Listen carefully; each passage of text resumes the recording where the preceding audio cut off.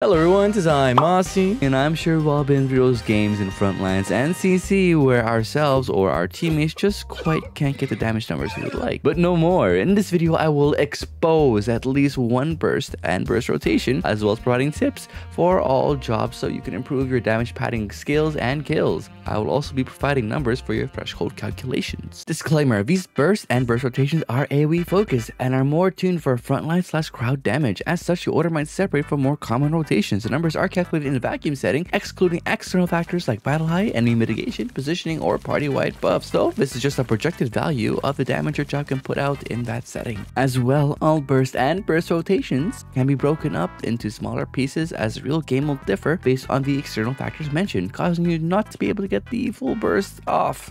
Yeah, that was a lot. Sorry, I had to put that in. I feel like a lot of people might get the wrong idea if I don't mention that part. But yeah, I'll be making one of these videos for each role. So if you're curious, please feel free to check out the other job/roles. Oh yeah, if there's any changes to these burst rotations because of any PvP updates, please make sure you check the pinned comments below for any adjustments to all the bursts, any damage calculations too. And yeah, get used to the word damage a lot. Anyways.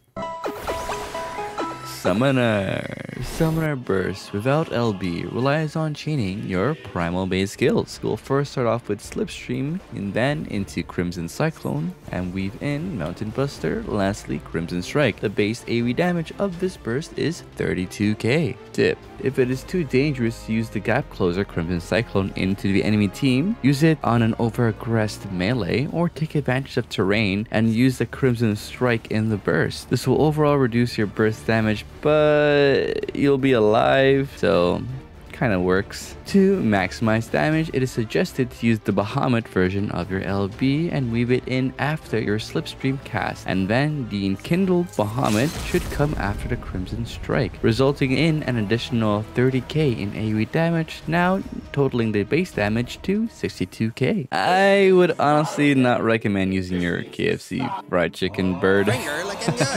Not for bursting, as it's, but don't get me wrong, it's generally good for like a good LB when you can't really read how the enemy team might play. And the Kindle is just a dot with like a 6k damage, which is really a lot, so it's like a non-factor for bursting, but the healing is good for reactive pressure.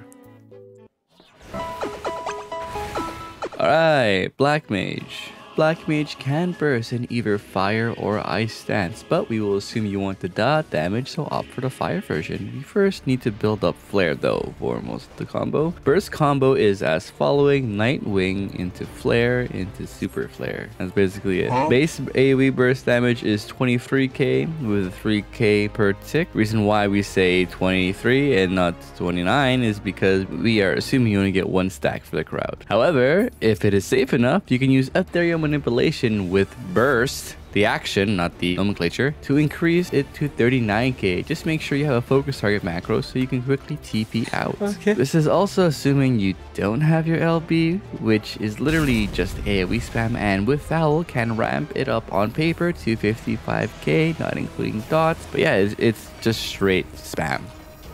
So, Black Mage's strength does not come from high damage in a short amount of time. Don't get me wrong, it can have that potential too.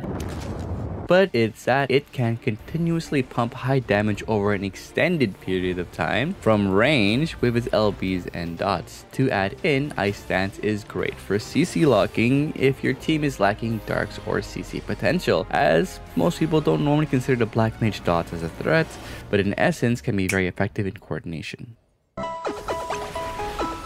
Alright, Red Mage. Red Mage burst is fairly simple, as there really isn't much to it. It essentially is Ver Flare into resolutions. You can Ver Holy if you want, or if you need the healing, but generally you want to Ver Flare for damage. The base damage potency is 20k. However, if you use Displacement as well as Frazzle before you cast your Ver Flare, this will rise the damage to 24.64k. Why did we add the smaller numbers? What? I don't know.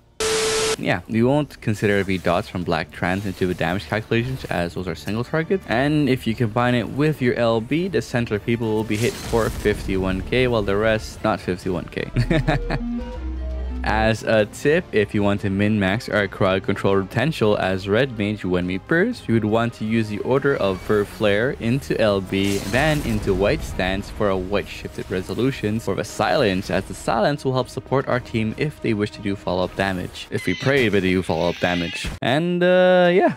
First roll done. Thank you everyone for watching, and I hope you got to learn something for those jobs. Up next, we will be doing physical range DPS. So please like this video so I know you guys like this type of content, as well as subscribe so you get notified when that video does drop.